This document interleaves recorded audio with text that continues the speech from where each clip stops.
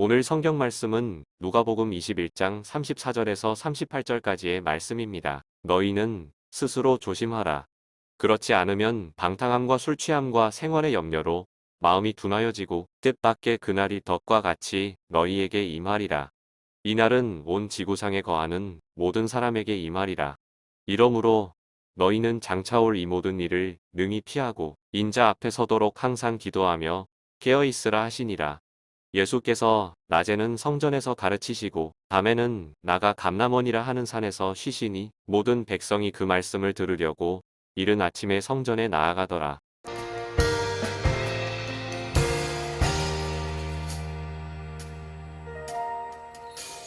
주님 다시 오실 때까지 나는 이 길을 가리라.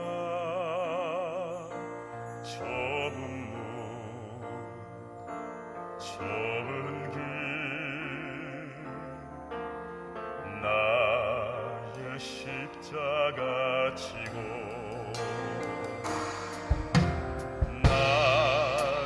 가는 이 길 끝에서 나는 주님을 보리라.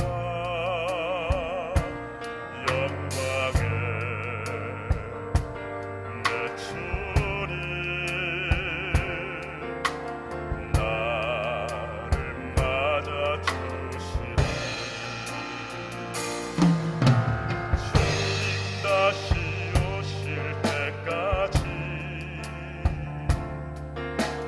나는 일어나 달려가리라. 주의 영광 몸땅 덮을 때 나는 일어나 노래하리. 내 사모하는 주님 온 세상 구주시라.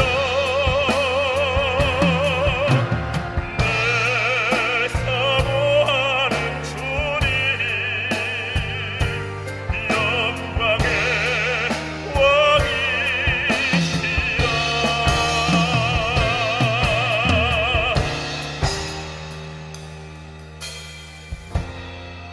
사복음서 가운데 마태복음 24장 그리고 마가복음 13장 오늘 누가복음 21장은 종말에 대한 말씀을 기록하고 있기 때문에 작은 계시록이라 그렇게 이야기를 하는데 종말을 맞이하게 될 때 예수 그리스도의 다시 오심을 맞이하게 될 때 어떤 삶의 자세로 살아야 하는가 하는 것을 예수님께서 우리에게 가르쳐 주신 것입니다.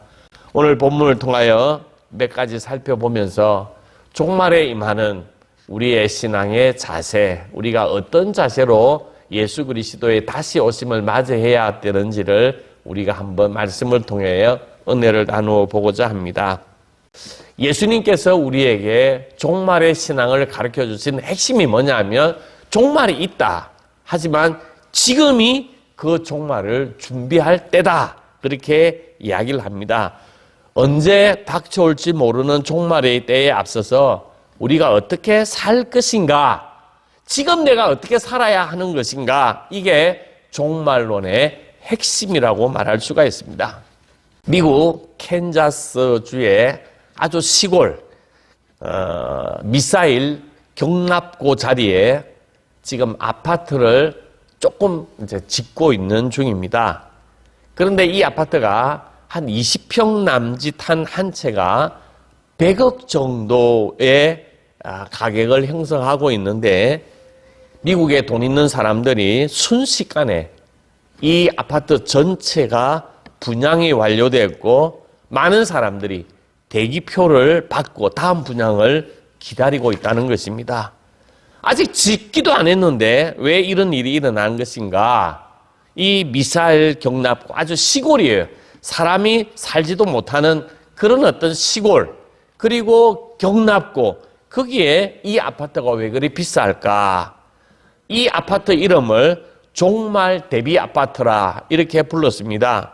만약에 이 땅에 핵전쟁이 일어나거나 태양이 폭발하거나 행성이 충돌하거나 급격한 지구의 온도 변화 등으로 인해 지구의 종말이 올 때 대피하는 곳으로 이 아파트를 지은 것입니다. 지하에 수직으로 지어줬는데 벽 두께만 2.8m에 해당하고 그 안에 텔레비전, 수영장, 창문, 인공호수, 텃밭, 다양한 모든 이 지구상에서 누릴 수 있는 모든 편의시설을 다 구비되어져 있고 물과 식량을 자급자족할 수 있는 첨단 시스템까지 갖추어서 지구가 멸망한다고 하는 걸 가정할 때 이들이 이 땅 속에서 5년 동안 지상에 나오지 않아도 생명을 유지하는 데 문제가 되지 않는 그 아파트.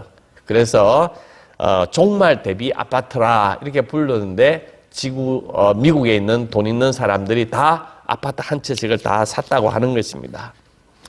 돈 있는 사람들뿐만 아니라 모든 사람들이 종말을 두려워하고 있습니다. 종말을 피할 수만 있다면 무슨 수를 쓰더라도 대비하려고 한다고 하는 것입니다. 예수님께서도 오늘 말씀을 통해서 종말을 준비해라, 대비해라 그렇게 이야기를 합니다. 그 대비는 뭐냐? 지금을 아름답게 사는 것이다 하는 것입니다. 종말론이라고 하는 것은 내가 한 달밖에 살지 못한다 했을 때 우리에게 주어진 그 한 달의 시간처럼 내가 하나님의 나라에 하나님의 다시 오심이 조만간 이루어지게 될 터인데 그날이 언제인지 알지 못하지만 지금 오늘 내가 충실하게 살아가라고 예수님께서 말씀하고 있는 것입니다. 이제 교회 이력으로는 새해가 되었습니다. 우리의 삶이 제대로 가고 있는지 내 길의 방향은 올바른 방향으로 나아가고 있는지를 돌이켜보아야 합니다. 예수님께서 언제 닥쳐올지 모르는 종날의 날을 내다보면서 몇 가지 조언을 해 주셨습니다. 오늘 이 본문을 통해서 우리가 대림절, 대강절 우리가 함께 보내면서 오늘 우리의 삶의 신앙의 자세가 되었으면 좋겠습니다. 첫째는 미혹되지 않도록 조심하라 그렇게 이야기했습니다. 미혹되지 말고 조심하라. 이 세상에는 지금도 수많은 사람들이 내가 메시아야, 내가 이 세상의 메시아야 그러면서 우리의 마음을 현혹시키고 우리의 마음을 빼앗는 수많은 이단 사상들이 있습니다. 그 사람들을 어떻게 하라고요? 미혹되지 말고 조심하라고 이야기를 합니다. 뿐만 아니라 우리가 하나님 앞에 가는 그날 내가 돈을 많이 가지고 있어야 되나? 아니면 내가 많은 학벌을 가지고 있어야 되나? 하면서 우리가 정말로 섬기고 정말로 우리가 중요히 생각해야 할 것이 무엇인지를 우리에게 돌이켜보게 하는 것입니다. 오늘 이 땅에 많은 사람들이 우리가 마지막 종말 때를 준비하는 그 신앙인으로 나아가지 못하게 된다면 방탕함, 술 취함, 생활의 염려로 말미암아 우리의 마음이 둔해진다고 이야기를 하고 있습니다. 방탕함이라 하는 뜻은 머리가 깨지도록 아픈 상태를 이야기를 합니다.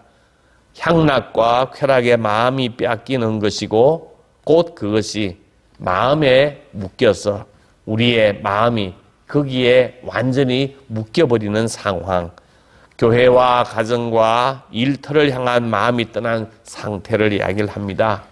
여기서 술 취함이라 하는 것은 우리가 술을 먹고 못 취하는 것뿐만 아니라 우리가 이 땅에 살아가면서 중독되는 모든 것들을 이야기를 합니다. 지금 우리를 중독시키는 것들이 많이 있습니다. 도박, 마약, 핸드폰, 게임 이런 어떤 것들이 우리의 의지로 끊을 수 없이 우리가 노예가 되어서 끌려가는 수많은 중독되는 것들이 많이 있습니다.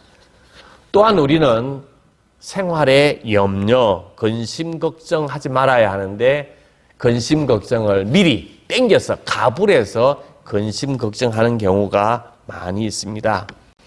근심하지 말라고 이야기를 했는데 늘 항상 우리는 내일 어떻게 일어날까, 모레 무슨 일이 일어날까, 내 몸에 어떤 일이, 항상 염려하고 걱정하고 살아가는 것입니다. 염려는 다른 방향으로 내 삶이 이끌려간다, 이런 뜻입니다. 우리가 하나님을 믿고 나가게 될 때 우리의 생각을 다른 방향으로 돌리는 것이 염려입니다. 내가 하나님을 믿어야 되는데 이 하나님을 의지하지 않아 다른 방향으로 가게 돼서 우리의 마음속에 염려가 생기게 되는 것입니다. 예수님께서는 오지 않는 미래는 하나님 앞에 맡기고 편안하게 지내라고 이야기를 합니다. 예수님께서도 호수 한 복판에 큰 풍랑이 일어나고 제자들이 울부짖는 상황 속에서도 태평스럽게 뱃머리에서 잠을 자시는 예수님의 모습을 우리가 상기시켜 볼 수 있습니다. 그러므로 내일 일을 걱정하지 말아라. 내일 걱정은 내일이 맡아서 할 것이다. 한날의 괴로움은 그날에 겪은 것으로 족하다. 그렇게 이야기를 했습니다. 우리는 미래를 바라다 보면서 나가야 하는데 준비하면서 나가야 된다는 것입니다. 마라톤 선수들은 42.195를 뛰게 되는데 철저하게 준비를 한다는 것입니다. 몸을 가볍게 할 뿐만 아니라 속옷, 그리고 티셔츠, 러닝처럼도 아주 단순하게 하고 운동화도 자기 발에 정확하게 맞고 운동화도 조금이라도 무게가 나가는 것들은 다 잘라낸다는 것입니다. 어떤 마라톤 선수는 눈썹 때문에 무게가 일어날까 봐 눈썹을 다 밀고 뛰는 선수들도 있다고 하는 것입니다. 우리의 신앙의 여정이 이제 하나님을 향하여 한 걸음 한 걸음 나가게 되는데 우리가 마음이 무거워지면, 짐이 무거워지면 제대로 달려갈 수가 없습니다. 종말을 대비할 수가 없다고 하는 것입니다. 우리 마음을 가볍게 해야 한다는 것입니다. 내 안에 있는 근심과 걱정을 다 하나님 앞에 맡겨야 한다는 것입니다. 방탕함과 술 취함과 염려는 우리의 마음을 둔하게 한다 하는 것입니다. 둔하게 한다는 것은 뭐냐면 하나님 앞에 나아가지 못하도록 가로막는다고 하는 것입니다. 마음이 둔해지게 되면 하나님의 소리를 들을 수가 없습니다. 삼라만상이 다 우리를 향하여 하나님의 음성을 들려주는데 그 음성을 듣지 못하는 사람이 된다고 하는 것입니다. 우리는 영적인 존재인데 영의 숨결, 하나님과 호흡하는 이 영의 숨결이 거치게 되면 우리는 욕망의 사람으로 전락할 수밖에 없다고 하는 것입니다. 내가 마음이 둔하여진다고 하는 것은 양심이 마비가 되고 느낌이 없어지고 하나님을 향한 감동이 없어지게 된다고 하는 것입니다. 우리 오늘 불렀던 찬송 79장 주 하나님 지으신 모든 세계 2절은 이렇게 이야기합니다. 숲속이나 험한 산 골짜기에서 지저귀는 저 새 소리들과 고요하게 흐르는 시냇물은 주님의 솜씨 노래하도다. 하나님의 솜씨를 노래하고 있다는 것입니다. 그 노래하는 음성을 우리가 들어야 된다고 하는 것입니다. 듣지 못한다면 우리의 마음이 둔해진 것입니다. 여러분들이 집에서 키우는 화분을 통해서도 떨어지는 낙엽을 통해서도 주님의 음성을 듣고 주님의 그 음성을 통하여 우리의 영이 하나님의 귀한 음성으로 말미암아 살찌우는 은혜가 임해야 한다고 하는 것입니다. 모든 사람이 이 땅에 창조주 하나님을 기억하고 하나님을 의지하는 사람은 하나님 앞에 모든 것을 맡길 수가 있다고 하는 것입니다. 빙점의 작가 미우라 아야코는 암에 시달리면서도 하나님 앞에 이렇게 기도했습니다. 하나님, 당신이 하시는 일은 언제나 옳습니다. 왜냐하면 당신은 나보다 나를 더 잘 아시고 나보다 나를 더 사랑하시기 때문입니다. 하고 고백했습니다. 우리가 하나님 앞에 맡기게 되면 이런 고백을 행할 수가 있다고 하는 것입니다. 두 번째로는 항상 기도하며 깨어 있으라 그랬습니다. 36절에 그렇게 이야기를 하고 있습니다. 우리가 해야 할 일은 뭐냐 하면 기도하고 깨어 있는 것인데 참 이게 쉽지 않습니다. 깨어 있다고 하는 것, 우리는 잠을 잡니다. 잠은 우리에게 참 필요합니다. 잠을 자야만이 우리의 육신이 회복되어요. 그래서 잠이 보약이라고 이야기를 하고 우리 시편 127편에 보면 하나님께서 사랑하는 자에게 잠을 주시도다 그렇게 이야기를 합니다. 잠은 자야 합니다. 그런데 잠을 자야 할 때 잠을 자는 것은 큰 보약입니다. 그런데 운전 중에 잠을 잔다, 공부하는 학생이 잠을 잔다 할 때는 이 잠이 나쁜 것이 됩니다. 우리가 영적으로 졸고 있다, 영적으로 잠을 잔다고 하는 것은 이런 어떤 의미가 있는 것입니다. 한마디로 말해서 내가 매너리즘에 빠지는 것입니다. 매너리즘이 뭐냐? 맨날 드리는 예배, 반복되는 기도, 반복되는 봉사, 그러는 사이에 그냥 내가 봉사하고 예배하고 기도하는 이것이 하나님을 향한 감동이 없어요. 하나님과 함께 하고 있다고 하는, 하나님 앞에 서 있다고 하는 느낌이 없다고 하는 것입니다. 그래서 영적인 졸음 상태가 되어서 우리의 영이 하나님과 영적 교제를 나누지 못하게 된다고 하는 것입니다.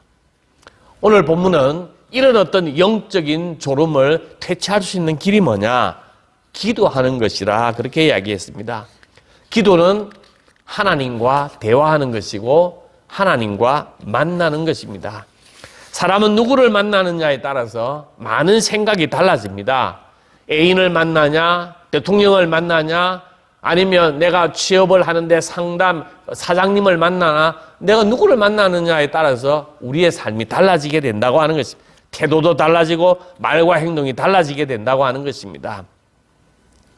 그래서 우리가 하나님 앞에 섰다고 하는 것은 내가 기도를 통하여 하나님을 만나게 된다고 하는 것입니다. 다니엘은 30일 동안 왕 외에 어느 신에 대해서 기도하지 말라고 하는 다리오 왕의 칙령을 잘 알고 있었지만 그는 평소 하는 대로 예루살렘을 향하여 창문을 열고 하루에 3번씩 무릎을 꿇고 기도하고 하나님 앞에 감사했습니다. 다니엘이 사자굴에 던져졌습니다. 사자굴에 던져졌어도 태어날 수 있었던 것은 바로 하나님과 기도하고 하나님이 나와 함께 하심을 누구보다도 확신하고 있었기 때문에, 하나님이 내 삶을 주관하고 있다고 하는 걸 믿었기 때문에 그 믿음 가운데 확신의 길을 걸어가게 되었다고 하는 것입니다. 우리가 기도한다고 하는 것은 내가 하나님 앞에 선다는 것입니다. 하나님 앞에 설 때에 우리의 생각, 우리의 복장, 우리의 자세, 어떤 자세이어야 하는가 하는 것입니다. 항상 내가 하나님 앞에 서 있을 때에 우리의 삶의 자세를 만들어 나가는 것, 그게 바로 깨어있는 자세라 그렇게 말할 수가 있습니다. 오늘 37절, 38절 말씀과 동행하면서 예수 그리스도의 오심을 기다리는 것입니다. 많은 사람들이 오늘 성경 본문에 보면 예수님의 진리, 예수님의 가르침, 예수님의 그 말씀을 듣기 위하여 이른 아침에 성전에 나왔습니다. 참 아름다운 광경이라고 말할 수가 있습니다. 하나님의 말씀을 들으려고 이른 아침에 성전을 찾는 이들의 발걸음, 참된 복된 발걸음이라고 말할 수 있습니다. 사랑하는 성도 여러분, 이른 아침에 성전을 찾아서 하나님의 말씀을 듣는 것처럼 오늘 여러분의 삶 속에서도 하나님의 말씀을 사모하면서 우리의 삶 속에 그 진리의 빛이 아름답게 비춰지는 그런 인생길을 걸어가면 좋겠습니다. 하루하루 우리는 살아갑니다. 어쩌면 하루하루 우리는 점을 찍어서 하루의 점을 만들고 있습니다. 지난 2022년 우리 1월부터 지금까지 하나하나의 점이 만들어져서 선이 되고 그 선이 만들어져서 아름다운 곡선도 만들어져 있을 것입니다. 오늘 우리의 인생은 하루하루의 점이 이어져서 내 인격이 되고 내 삶의 모양이 되고 내 삶의 흔적이 되기도 합니다. 찍는 점 하나하나가 어떤 점을 찍느냐에 따라서 우리의 인생의 전체의 아름다운 형상이 그 점을 통하여 만들어지게 된다고 하는 것입니다. 우리의 인생은 하루하루가 모여서 이루어진 것입니다. 하루하루 어떻게 살았냐에 따라서 오늘 우리의 삶의 결과물이 내 인격으로 드러나게 되는 것입니다. 오늘 우리의 삶 속에 또 하루를 찍어서 내일의 인격을 만들어 나가는 것입니다. 내가 하나님과 하루의 첫 시간을 하나님과 만난다. 하나님의 말씀을 대한다 하는 것은 영적인 호흡이 하나님과 함께하는 귀한 시간입니다. 아침에 일어나서 창문을 열고 신선한 공기를 듬뿍 마시는 것처럼 우리의 시간을 하나님 앞에 향하게 되면 하나님께서 우리에게 영적인 은혜를 베풀어 주신다고 하는 것입니다. 오늘 우리가 하루하루 하나님 앞에 우리의 삶을 시작하고 하나님 앞에 서 있는 우리의 삶을 하나님 앞에 내 인생을 고백하고 하나님께서 맡기게 되면 우리가 걱정하고 염려하는 모든 부차적인 문제도 하나님께서 다 해결해 주실 것이고 또 우리의 마음속에 그렇게 큰 문제 같은 문제도 아주 부차적인 문제로 약해지게 될 것입니다. 실패와 고통조차도 하나님의 손에 들리게 되면 어쩌면 아름다운 광채로 빛나게 되는 것, 그게 바로 하나님의 은혜라고 말할 수가 있습니다. 예수 그리스도의 오심을 기다리는 대림절입니다. 아마 크리스마스 추리가 반짝반짝 이렇게 여러분들 이제 거리에 가면 보게 될 것입니다. 이런 아름다운 기다림의 절기에 어두운 하늘에 떠오르는 아름다운 빛과 같이 주님의 빛이 우리의 마음속에 아름답게 깃드는 그런 강림절이 되기를 주님의 이름으로 축복합니다. 아멘.